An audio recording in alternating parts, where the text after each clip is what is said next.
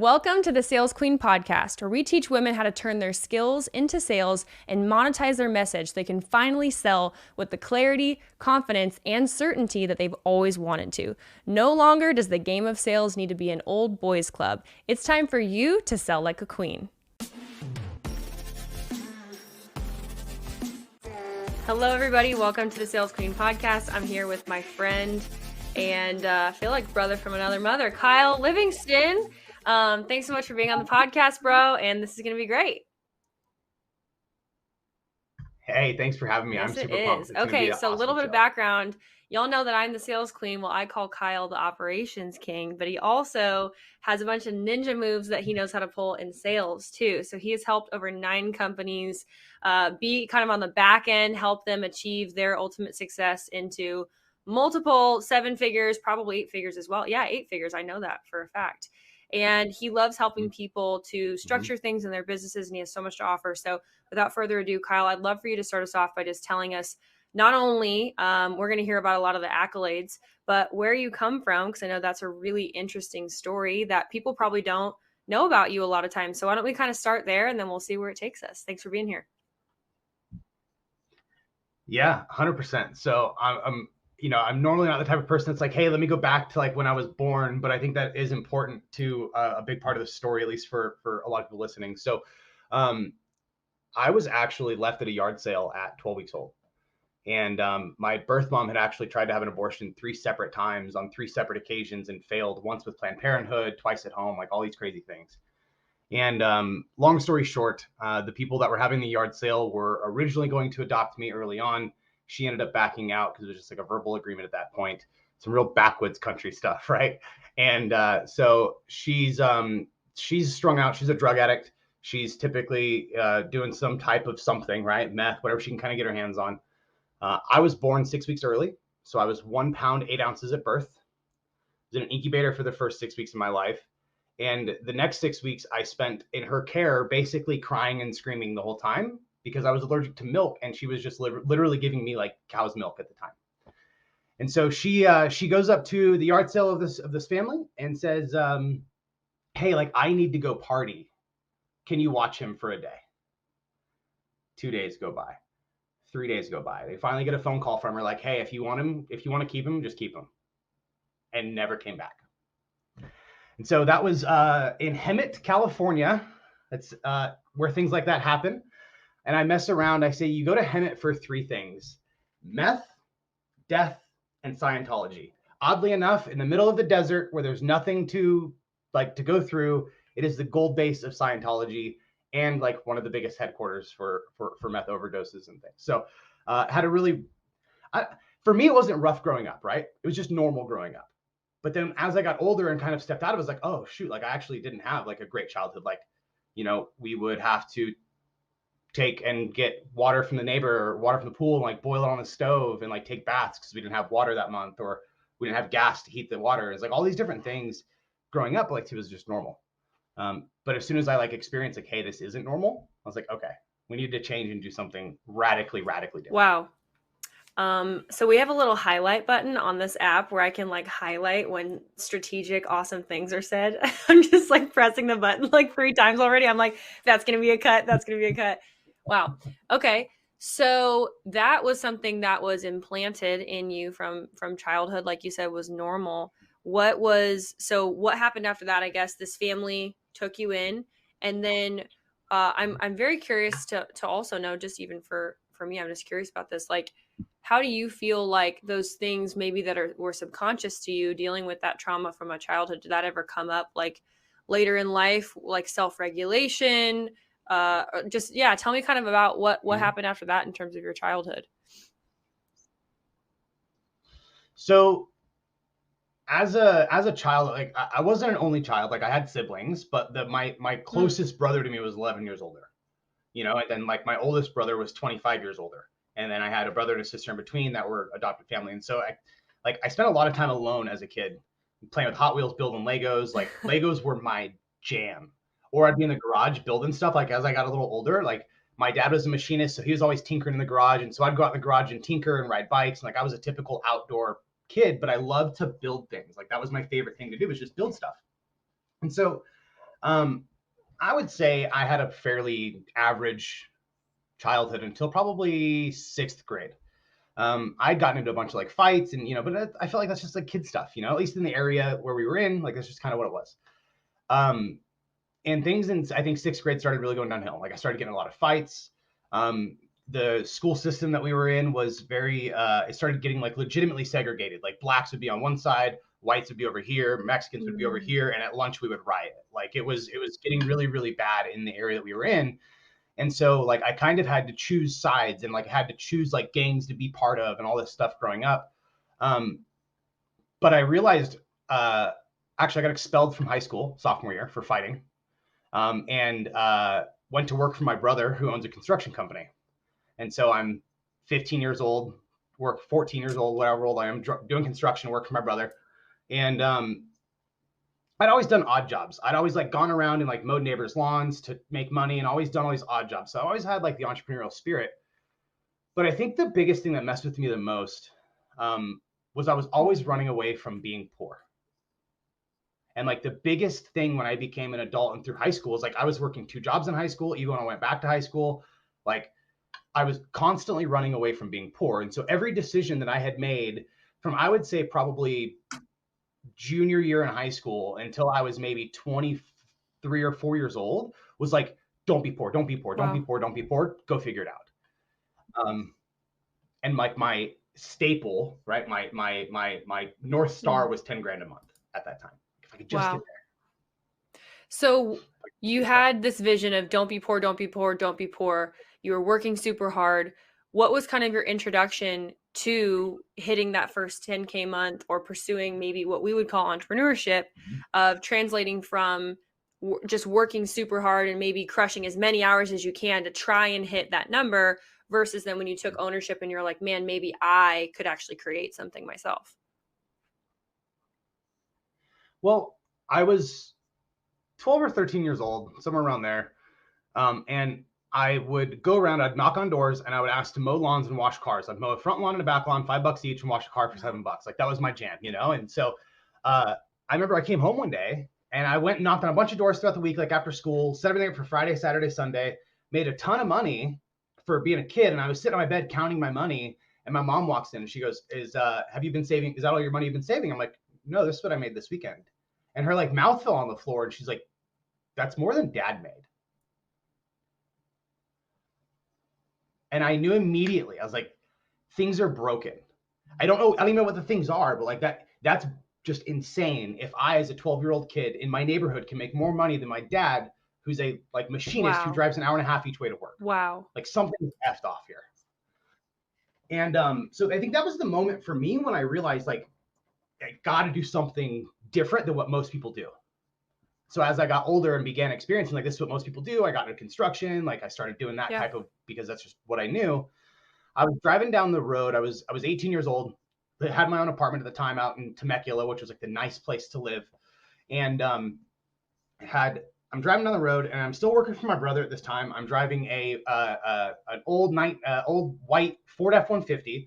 I had a pegboard for a tailgate, and my steering wheel had like the foam like on the steering wheel, like it was missing, so it was just metal on the top. And then I had my stereo was missing, and my coworker would keep his Tapatio where the stereo Classic. went. Okay, this was like this. I'm painting the picture. Right, that was like his sandwich and Tapatio spot where the radio went, just in spite of me. So I'm driving down the freeway on my way home, and I see this billboard on the side of the road, and it says, "If you didn't make 10K last month, call me." What? Yep, that's what the billboard said. And I was making $100 a day in construction, doing roofing. Okay, 18 years old, $100 a day. I'd make $600 a week. So like best case scenario, Yeah. I was at a fraction of that every month. So I dialed the number, goes to voicemail. I leave a voicemail, and I'm a hyper 18-year-old kid. But the point of it is like I went out and I took a shot on something that was just insane. A billboard Wow. says, if you didn't make 10K, call me. So I Great called, leave copy. him a voicemail. Love the billboard. 3 days go by, right? Great, great copy, straight to the point. And so 3 days go by, and I get this call from this number I don't Yeah. recognize. Completely forgot about the billboard, right? Pick up the phone, and it's this guy, Randall Benagas. We're still good friends to this day. And he recruits me into this real estate investment education network marketing type business. And it just so happened to be that the office was on the same exit of my apartment. And thank God, because I didn't have enough money for like gas to go places, right? So like it was perfect. So on my way home, I could go home, change, hit that place, be there for the meetings and stuff. I was like, this is perfect, right? This is divine. This is awesome. And I remember my first meeting, I'm sitting there, and these two guys walk in the front of the room, and it's a small, intimate office, maybe, I don't know, 40 chairs. These two guys walk in front of the room who are no longer with us. They passed away in a plane accident. But Chad and Justin walk into the front of the room, and they're telling us about how they're making like 100K plus a month. And I'm like, 100K? Yeah. My mind melts as this 18-year-old kid sitting in the back of the room. Like, what do you mean 100K plus a month? Like, what do you mean? And so that opens my mind, right? I had this paradigm shift that evening of like, okay, I knew stuff was broken, but like, I don't even know how it works. And so that moment right there for me, I was 18 years old, sitting in the back of the room in Marietta, California, going like, oh my God, there's way more to this than I could ever imagine. And so that was the moment when I like knew it was more to this and knew there was a lot more out there. But I was still running away from being poor. I wasn't trying to live in abundance. And those are two very, very, very, very different things. And I didn't realize that. And I still battle with that sometimes. But over the next 5 years of running away from being poor, I built and sold 3 successful brick and mortar construction companies, went through a divorce, lost all my friends that I had in high school. Like I burned everything that I had, but I also gained everything that I wanted. Wow. Kind of at the same time. But then lost it all as I went through, kind of the divorce. And so it wasn't until I realized like the running away from being poor was the reason I continued to struggle. And I had to have like those habits got me out of Hemet. Those habits got me into entrepreneurship. Those habits put me in rooms to deal with, high performing people. But those habits and those characteristics and those insights and those glasses that I was wearing were not going to be the thing that take me to the next level. I love this. I am similar to you, but I was raised with like a middle class mindset. Always figure out a way to have enough. What? Which is even more dangerous. It is. Which is even more dangerous. Have enough, but I constantly still fight against. I could make 50K a month. I could make 5K a month. Whatever. I'm reading a book right now that teaches about energetic money minimums and how to raise your expectation. And basically the middle class mindset is regardless of what you make, you end up with just enough. You always have enough, but you don't have savings. You don't have this, you don't have that. So for you, working against this mindset, first of all, what age are you kind of at in this realm? You're going through a divorce, and then what did you start to do to take steps from there and say, I'm not going to stay here. This can't be this way forever. So I was 23 at the time. And so that was 10 years ago now. Right. And so I'm 33 now. I was 23 at the time. And I started asking, like, a couple things happened. I sold my last company and I wanted to get to something totally different. Wanted to get out of the industry that I was in. Actually got plugged back into people that were part of that real estate investment education thing that were doing their own thing. And they turned out to be real big mentors of mine. And I just started getting around people who had what I wanted. And up until that point in my life, like I had done it a little bit, but I had only done it where it was financially responsible to do so. And when you're middle class and you have just enough, it's never financially responsible to invest into getting into those rooms. And so I had to learn that I needed to invest to get into the rooms and be around the people so I can actually see and feel and watch it happen in real time, and not just like I love to read, but like reading about it and watching it are two very different things. So I started investing in myself pretty heavily at 23. And I would say, man, I was probably 24, 25. Like I had a season of just, chaos after the divorce. And like, I think in deciding to invest in myself was probably the biggest shift for me. And I went to this thing called Landmark. My sister-in-law went to that. The first time I ever invested in myself. Right? Okay. Yeah. So it was like $400 for this like thing, or $600, whatever. And like, so I got this thing. I'd already invested some money up to this point for myself. Like this is the first thing outside of like learn how to do real estate or like learn this skill. It's like be a better human, right? And so went through this, and I'll never, ever, ever, and I still use this in my talks today. I'll never forget this woman. It was a 6'3", and like 6 foot. you're pretty tall. How tall are you? You're 6 foot. So she's 6'3". Like she's tall, okay?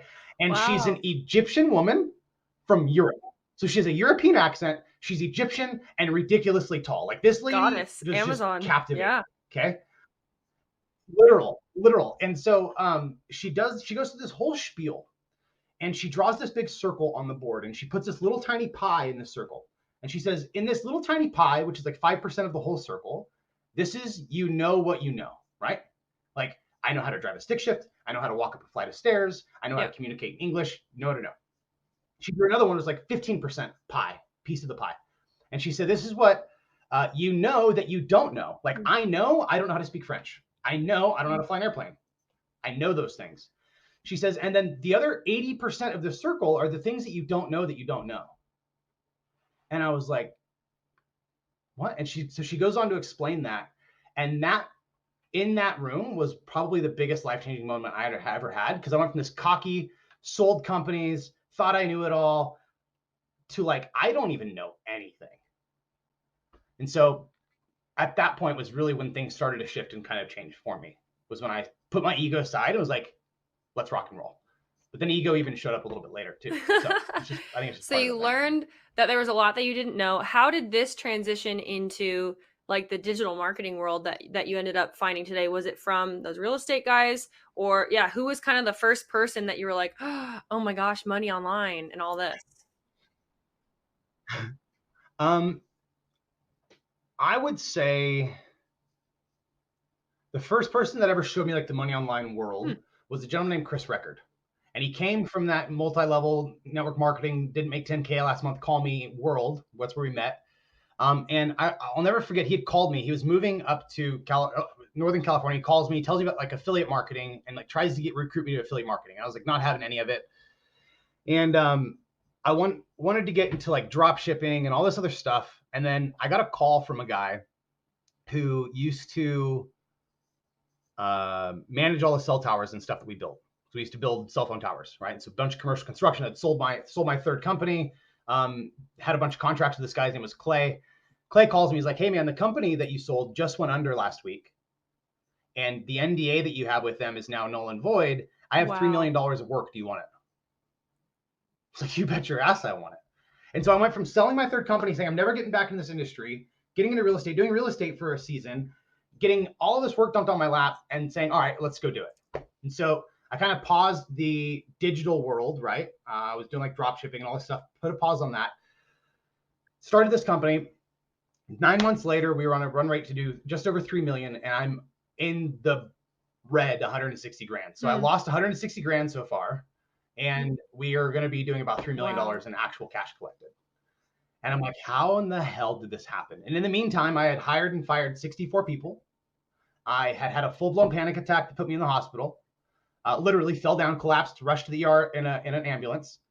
Had no idea where I was at, where I was going. Money was always a problem. And I thought I was like, I've done 3. Wow. Fourth one should be easy. And I lost it all. And that was the moment in time where I was like, okay, I need to do something completely different.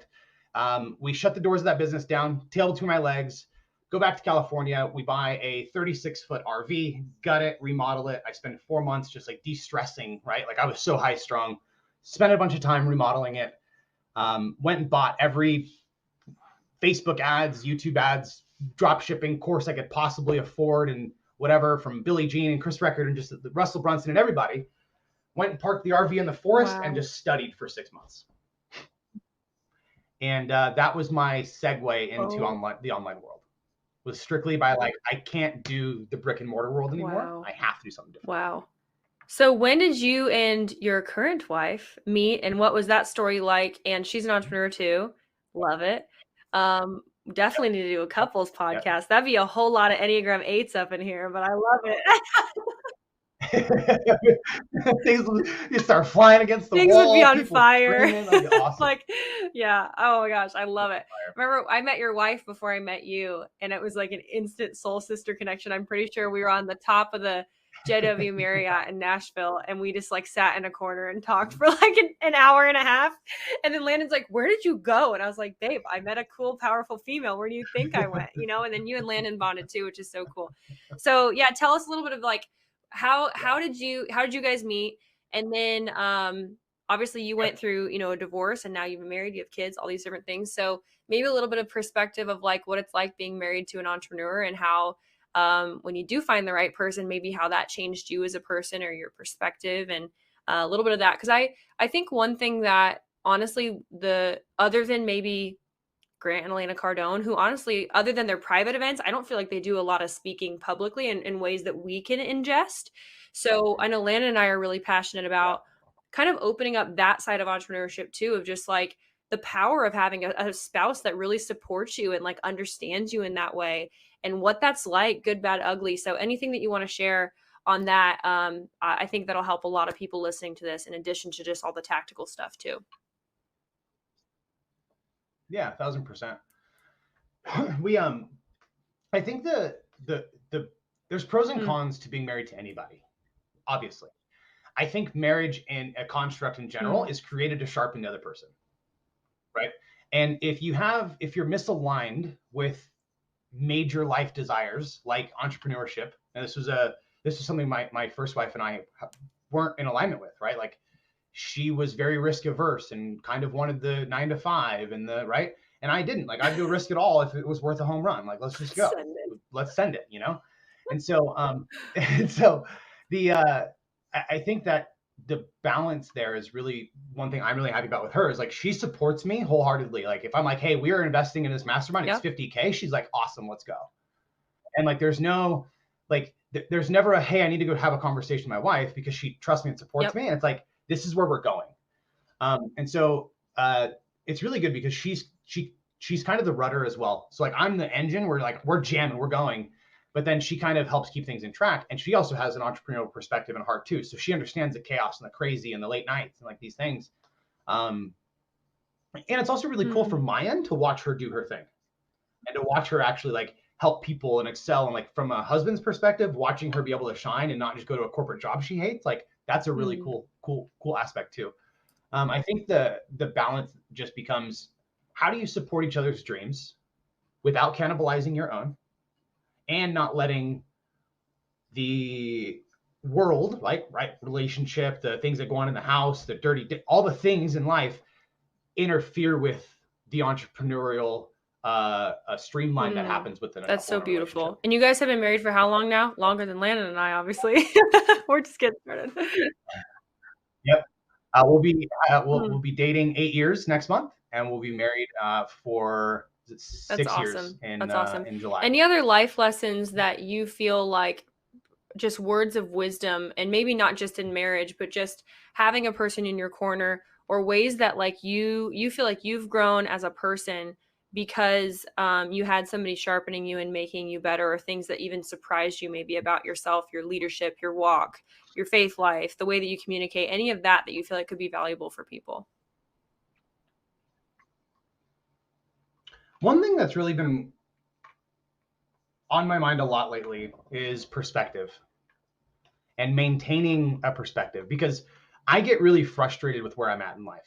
I don't know if you do, but like I'm, especially being in these rooms and around these people and around all these high performers, and like having to basically reinvent Yeah, myself from a 100%. little hood rat to who I am, right? Like there's there's a perspective, right? Like there are times where I'm so frustrated Yep. we are not at X, or we didn't get to X, or I get so like, but I'm like, dude, the 25-year-old version, the version of me who I was when I met my wife, would be Yeah. stoked at where we are at.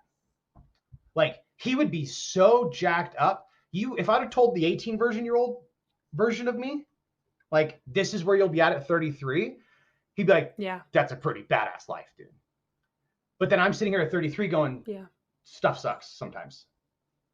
So a big thing for me lately has just been perspective, and like zooming out, not getting so caught up in the weeds, and just figuring out like where am I actually Mm, at versus where do I think I'm at, has been a big thing for me. Um, Another one that I wish I would have taken advantage of earlier would have been reading more. And this is super cliche. Like I got a big bookshelf behind me, but like I didn't start reading until I was probably 27 at all. Like I read maybe 3 books from my childhood to 27. And I find it's the only time in life where my body has, or my brain has to physically keep up with my body because my eyes can go faster than my brain can comprehend. And just the sharpness that I have from that has been huge. Like, so I think those are, for me, two of the bigger things in life. And I'm like, man, I wish I would have done this sooner. And Yeah. the Let's get into perspective high piece. performance just a little bit, and then I want to kind of end with more practical, tactical stuff. So, over the last, let's say, 10 years or even 5 years of you elevating and kind of reaching different levels, I think that there will be a lot of people listening to this that are trying to get to their first 6 figures, and then people who are in multi 6 figures, and then some 7 figures. So, do you have certain things or certain levers that you feel like you pulled habits wise or mindset wise? You said getting in the room where it happens. You and I talk about that a lot. What are maybe some specific levers that you can think about that when you did this, something clicked for you and you saw a direct effect in your business that maybe in hindsight you think could help people get to where you are faster than it took you? Does that make sense? Mm-hmm. I think there's a different, like new levels, new devils. So I think at every level of that's gonna be different for somebody. But the first 6 figures, everybody has this cliche, like the first 6 figures is the hardest. And I firmly agree with them because it typically is something really minor that you're Yeah. overlooking, preventing you from getting to 6 figures. 99%, I would blanket statement this, and I'm not a big blanket statement person, but like 100% of the time, if you have work ethic and you have an able mind, the problem between where you're at and 6 figures is your ability to think. And I know it sounds like I'm kind of jabbing people, but let me explain. I would say the biggest thing that holds people back under 6 figures and even past it is fear. Yeah, totally. Fair? Agreed? And I think my biggest lever or life hack has been being able to overcome the fear in the moment instantaneously by doing a simple exercise. Within 7 to 10 minutes, I can make massive life decisions. If fear is the thing holding me back, it's a really simple tactic.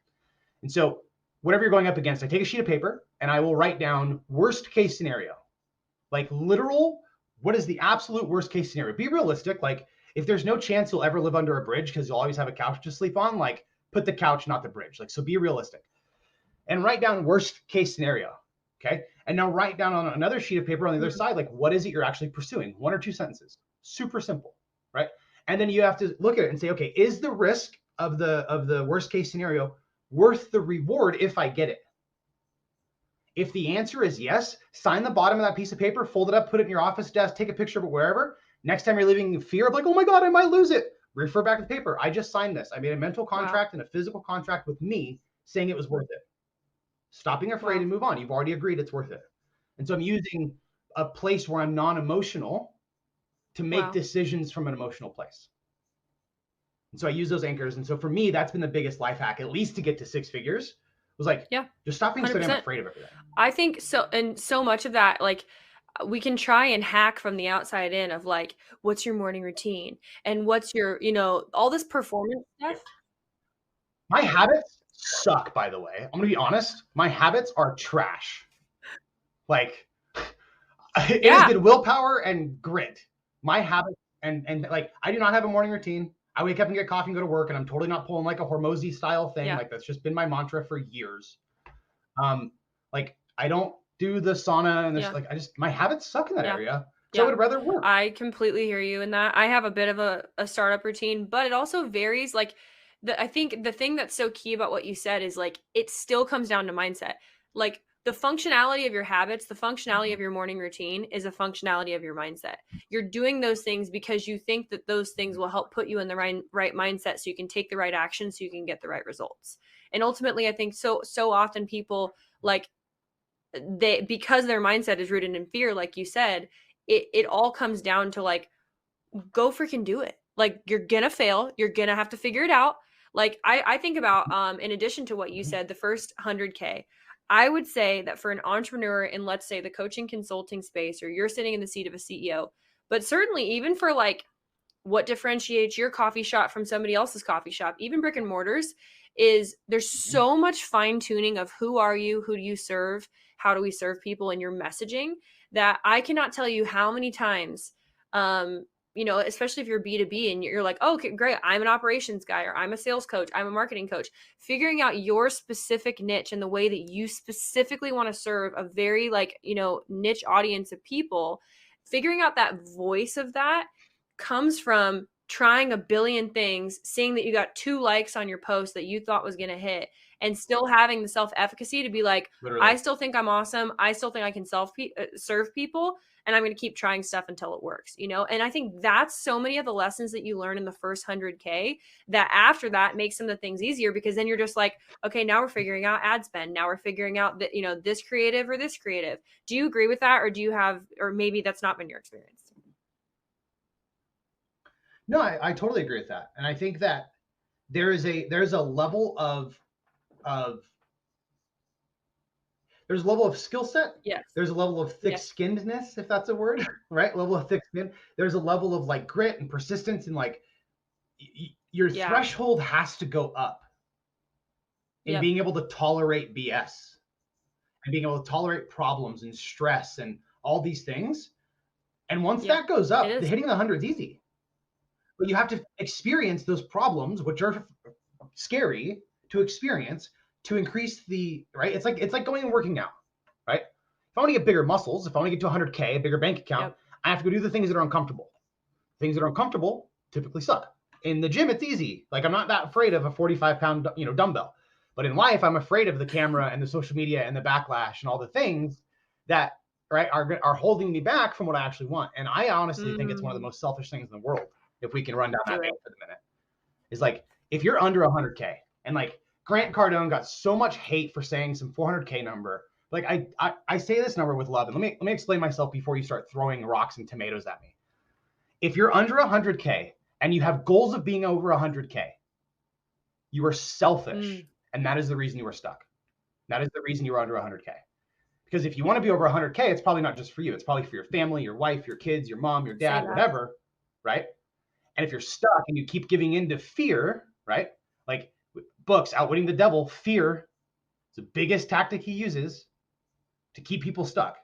And so you're being selfish by sitting in that place of fear, not moving forward and doing the things that are scary, especially when it's a camera over an iPhone. I don't know why, but like, things are scary sometimes. And if you don't do them, I think it's one of the most selfish things that you can do for your family. Say it. That's actually in a ton of my marketing, is like, I call it like basically the sheep and the shepherd analogy. And I'm like, there are sheep out there that need to hear your voice, and it is selfish of you to not put it out there, because it's actually not about you. It's about, if you think you can serve people, if you're not, then there are people that still need to be served, and you're affecting their legacies when you don't do anything. And I also tell people too, like, and I want to ask you this too, how do you kind of set your vision? Is it an annual thing? Is it a minute by minute thing? Does it change a lot? Whether it's a monthly number, an annual number, because I think part of what you're saying too is they forget the vision. So whether they need to go back to that piece of paper, or whether they need to, write the vision, make it plain. What's kind of your process for that? Has it changed over the years? Is it definite? Is it kind of loose? I'm curious. It's definitely changed over the years. I went from a very quarterly review, like review the vision every quarter, read it every single day, do the dream board every day, very religiously, to a little bit more loose of like, if I'm having a really rough day, I'm going to go review it, right? Just to get me back into it. If I'm struggling with doubt, if I'm struggling with insecurities, I'll go back and read it, because there are things in there that overcome that, right? I have affirmations of who I have to become and how I have to show up and all these things. But I'll review it when typically twice a year, like with the intention of like redoing and reviewing. I think that, and I've had this saying since I was young. I have no idea where it came from. I must have heard it somewhere, but like, it was write your goals in stone and the plan in sand. Right? And so it's like, I will write that goal down once. I might have to adjust the plan. I might have to adjust the timeline, but like, that's the freaking goal. And I feel like that's a big thing that holds a lot of entrepreneurs back at every level, not just new, not experienced, is like, they change the goal so often, it's hard to Wow. actually reach it. Yeah. And the bigger you become, the harder it is to shift the energy of your company to a new goal. Yep. And so I think it's at a personal level and at a large level, like pick a goal and do not stop until you hit it. Like don't change it, don't stop, change the plan, change how you're getting there, but like don't adjust it. Just keep the goal written. And I think that's for me been one of the biggest things in my life is like I'm not stopping until we hit Wow. this number. Period. If I got to adjust what the latter half of the page says, Wow. great. This stays the same. So good. I'm taking that for me today. That was a blessing. I really like that. Cool. Okay, let's shift a little bit more practical. So you have all this, you've built like a million companies at this point, and then you got into sales and coaching, you're working with clients, you've touched a lot of different parts of businesses, and now you're working more in the operations seat. So why don't you tell us a little bit more about what you saw, what you learned from that, and then what that transition was like, and now kind of how you're serving and just what you're seeing in both of those realms. And also, you always talk about how they connect more than people think they connect too, between operations and sales. Yeah, I think business is like a human body, right? Like it has to operate holistically or like it will lay on the ground and die. And so if you cut off the head, you're dead, right? You can cut off the legs, like maybe you're not dead, but like it's definitely a very inconvenient life. Okay. And so I think a business and a body are very similar and they have to work holistically. And if you look at nutrition and you look at health, like things have to fire in order, they have to work in certain ways. It's very scientific. And if you actually look at it, like it's all math. Like we're awesome and amazing creations, but like it's all energy and math, as odd and wild as it is. And I look at a business and I think everything in a business is math and there's an order of operations. And I have seen countless times companies that get the first two things in business right and still fail. They get marketing and sales, Yep. skyrocket to the moon. And they become the biggest and largest and fastest growing Inc. 4 in the world. And then 2 years later, they're gone. It's like, what happened? Operations happened, right? They weren't holistically connecting sales to marketing and marketing to fulfillment and fulfillment to finances and finances to retention. They weren't connecting it all together. And you see it a lot where the company might even have a completely different CRM for marketing and a completely different CRM for sales and a completely different CRM for fulfillment. Yep. It's like, what are you guys doing? And so I find that it's very holistic. And what I had found from my time in sales is sales can be very simple, right? Sales doesn't need to be overcomplicated. It can be very simple. And I think you do a wonderful job at simplifying the process down and like teaching sales. And so I don't want to get into teaching anything in sales, but I think the handoff between them and the data that happens across is one thing I want to talk about is like, if we're really good at marketing and we can fill a ton of people at top of funnel and we're really good at sales and we can get a ton of people to convert into our product and you can keep that machine going in perpetuity, right? Forever. If you can keep it going, feeding the beast, getting it going. The one thing that you run across, or there's actually a few like problems you're going to run across. One is you're going to run out of cash potentially if your margins suck. Margins tend to suck because you have a lot of weight and a lot of issues in either fulfillment or either marketing or B, either marketing. And that typically comes down to not having the right data. Like I can't tell you how many people I've worked with that have no idea when they close a sale on the phone what Facebook ad that person came from. They have no clue. When let's say somebody has been in the ecosystem for 2 years, they came from a Facebook ad 2 years ago, and we booked a sales call today. Well, from where? Was it our setting team? Was it an email? Did they see another Facebook ad? Like, where did this $10,000 we just closed come from? And so there was a $300,000 bonfire I participated in one year. And I was working with this client. It was me, the client, and Mark Zuckerberg. We all just lit 300 grand on fire. Well, they did, and I watched. And so I'm reviewing this client's data, and I'm like, man, you haven't closed a single deal from advertising for the last 12 months, right? The offer was teach people how to go viral on Instagram. Guess where her traffic was coming from? Her viral Instagram content. And so she's getting all these deals coming through from her viral Instagram content, not closing anything from Facebook ads. $28,000 a month over a course of 11 months, zero ROI. And she had no idea.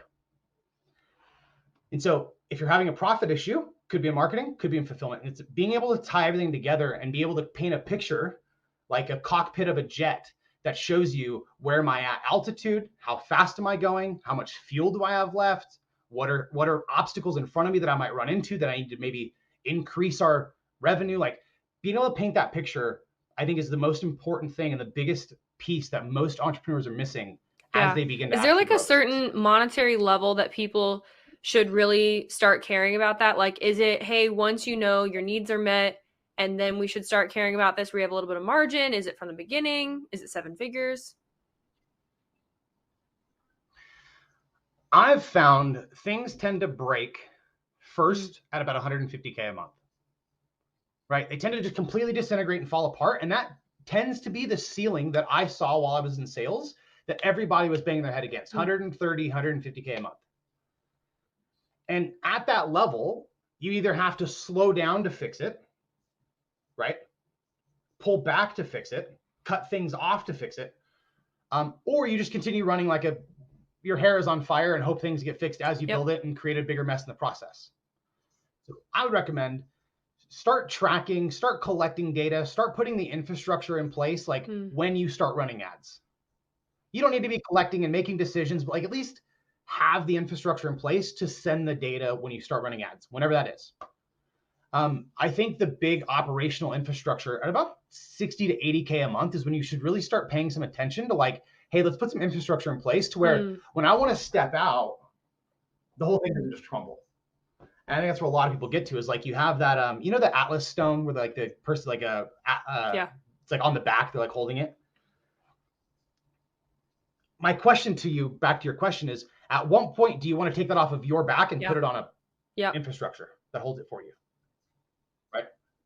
I can tell you if you wait till 150, it's going to be too late and it's going to be a very painful process. Potentially, which I'm sure you see is people might have hired, you know, a bunch of staff at that point and they have to make that 130, 150K because their profits whack and they might be saying, oh, here's how to make 200K a month, but your revenue is trash. And somebody who's making 50K a month, who's actually taking home 30 of that is making more and you're barely able to pay yourself because your profit's trash. Happens all the time. Happens all the time. And I think a lot of this comes down to like, and I'm totally going to throw shade on the coaching space right now. A lot of it comes down to people taking advice from people, and the people receiving the advice have not done enough due diligence to understand what's even being talked about. So you have people coming to others for advice, and they could literally tell them purple dinosaurs. And the person receiving the advice would be like, great, changing the background to purple dinosaurs on my funnel. And it's like, educate yourself well enough so you can't have like the sheep wool pulled over your eyes. But then coaches as well, like just make sure that you actually care and like have a best interest in mind and you're just not in it for a paycheck. Yeah. You know, like 100%. Actually care for people. What other shifts do you see happening in the market right now? You've been in the game for a while now. So what other shifts do you see? What are things that you're excited about? What are some things that you're like, hey, this is a warning, don't do this? Whatever you want to share. I think I'll start with the warnings and I'll get to some of the fun stuff. I think between FTC kind of flying overhead right now with the coaching space, you have a lot of big companies that have been around for a long, like the whole time coaching's been around for the last 10 years, gone all of a sudden. So I think there's a shift happening in the market that whatever you believe is happening economically, I think will impact us going over the next 18 months. You're going to see a lot of people who are holding on by a string, right? These companies that are doing 200K a month, right? I've been there, did 3 million, lost 160 grand. Like these companies that are doing a big number, not being able to pull cash out of their business. I think those people will just suffocate and go under very fast. I think that essentially what will happen is you'll have a lot of people who just go out of business. With that creates massive opportunity. And so you have two things when somebody goes out of business that are assets that you want to look at. So if another coaching company in the sales industry goes out of business, Megan, like for you, how can you acquire their list? And can you acquire their existing customers? right? Because the customers are walking around, like I think Gary Halbert said this back in the day. He said, people are walking around with their umbilical cord in their hand looking for somewhere to plug in. And if you can go to a market where they just had their umbilical cord ripped out of the socket and provide a new socket from the plug in, that's how you take market share. And you can typically get those assets, the email list, the customer list, all these things for pennies on what they paid for because it's a distressed sale. So that's one opportunity that I'm seeing that we're pursuing often is like, what email lists, what YouTube channels, what Facebook groups, what texting, what like phone number lists, mailing lists, what lists can we get on that are distressed sales? So I'm using my real estate skills to find assets within the online space. So that's one thing that I'm looking forward to. The other one, like this is all the buzz and everything's like everyone's talking about this, but like ChatGPT has been sick for me over the last couple of weeks. We had a project, and my developer that did this, he wrote this code, this long, complex series of code about 2 years ago. Paid him a fair amount of money to do it, and it broke on me. Something broke, something changed somewhere, and like I'm not a developer, I don't know HTML, like I'm not the dude. And so I had no idea how to fix it, needed it to get fixed, hired a couple developers, they couldn't really figure it out. And so I just went on ChatGPT one night. I was messing around and I said, hey, this is the outcome that I need. And after about 4 or 5 different iterations, it gave me the code and it worked flawlessly. Like spit out the HTML code for me and I copied and pasted it and it worked. Like, that is literally insane. Insane. And so, there is a saying in my world growing up, that, like the business world growing up, that was like, it's not what you know, it's who you know knows what. And so if you're just a phone call away and I can get the information from you, I now have that information and the ability to move forward with that information to make decisions. Now we have the ability to get any information we want. And so I was tinkering around with ChatGPT the other night, sitting on the couch on my phone. This is all on mobile, by the way. On my phone, and I said, hey, Chat, I want to build an automated YouTube channel that does $45K a month without using my face, and I want to use all AI tools available with minimum input. I want it to generate $45K a month from AdSense. I want it to be in a new trending niche. I want you to pick out all the titles, all the thumbnails, everything for me, right? And I want you to give it to me. So it asked me a series of questions. I responded back. It picked a name, a niche, gave me 20 video titles, 20 video scripts, 20 video outlines, and the instructions from A to Z on how to upload the scripts to a voiceover software, an AI voiceover software, how to create thumbnails using Midjourney, how to A to Z, right? And so I take a couple pieces of training that I have with my voice on it. I upload it to this voiceover software, and my voice is now reading me the script. And I did this all from my phone in less than 5 minutes. And it's creepy close for the amount of time I spent into it. So that's one thing I'm pretty excited about. I went and had lunch, coffee with a buddy the next day, and he goes, hey man, I have this idea for this Zoom integration that can help salespeople, all this stuff. He was chatting about it. I said, dude, hey man, just for giggles, let's see what we can just pull up with ChatGPT. 6 minutes. We have a business plan. We have a syllabus exactly step-by-step for the project and what we need, and the code for the Zoom integration and how to install it and where. It was basically like, here's your beta of what you want, written out, ready to go. I'm like, this is insanity.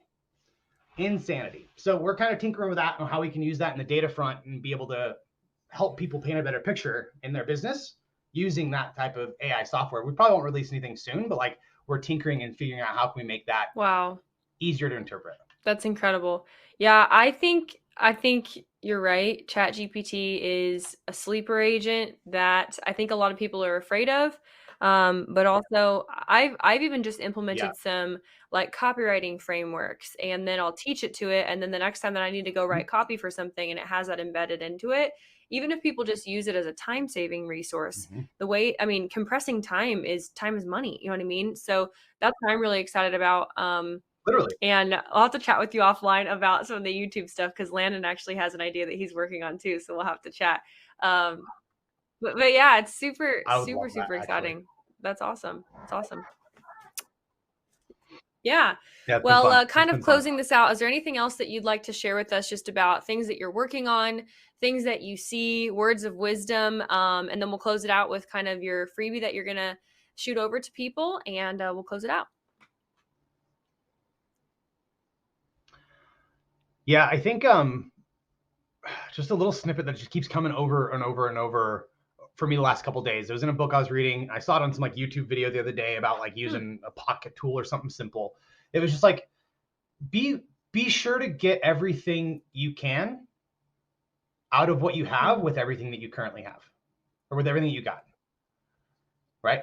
We talk about these companies that are doing 200K, but they're not making any money. These companies that are doing 50K making way more money. And it's like, if you go into the mindset of like, this is like, how could I get more out of this without having to put more in, without having to invest more resources or more time? And I think that's where ChatGPT and all these different tools create leverage, is like, how can I get more out of this without having to give it more? And building those constraints into the way that you think, I think is a really big tool that I use, is like, the theory of constraints. How can I build more with less? And I think that's a big thing for me, is like running that framework through businesses and through systems and through processes and even through conversations sometimes and meetings helps me really slim down to like, here's what we're really trying to focus on. Yeah. And we typically can Yeah, get more done. absolutely. Okay, last question. Sorry, because that spurred one more question. So when you're looking at businesses and you're Oh, you're obviously good. helping them audit a lot of things, track, put data in, maybe you have some words of wisdom for people like you said, that are doing too much, that they think are all necessary things. But we know if everything's important, nothing's important. So are there like one or two or three things that you're finding that you usually put the kibosh on, that you're like, hey, this isn't profitable, or hey, this is like proven, look at the data, this is a time waste, or a distraction? Like, are there things that come up regularly that you're seeing? Absolutely. I think the biggest thing that I'm seeing is CEOs being responsive, right? You're supposed to be creating content and you're responding to Slack messages. Where are you going to make the money from? And so I don't know if I have like any more of like this one particular thing, right? Because it's different. If you're at 50K a month or 500K a month, it's going to be different for you. I think the framework to use is, what are the 5 things that only you can do in your business? Because the other stuff still needs to get done, right? What are the 3 to 5 things that only you can do? Take an audit of what else are you doing, and then figure out who can you offload that to. And if you're a CEO or you're trying to grow, especially if you're past like the 100K a month, like, and you're past like that grind phase, is like, how can I delegate this to someone else so I can focus on the 3 to 5 things that actually make me the money? Very good. Awesome. Well, thank you so much for being here. Why don't you tell people about where they can connect with you further, and your awesome freebie that helps people do a bunch of stuff in less than 5 minutes? Tell us all about it. Yeah, absolutely. So best place is YouTube. You can just go 7-figure Kyle, or just type in Kyle Livingston on YouTube. Blue suit jacket's the profile. If you guys go to visionaryvitals.com, we've actually built a dashboard so you can create that story and paint that picture for your business and be able to run your business in 5 minutes or less, 5 minutes or less per day. So visionaryvitals.com helps you paint that picture, get that data together. So it's free for you guys. I'm going to go do that right after this, because now I'm curious. And I love like quizzes and all these different things that I can do in just a few minutes. So thank you so much, Kyle. Thanks everybody for watching and listening this week, and we'll see y'all next week. Bye.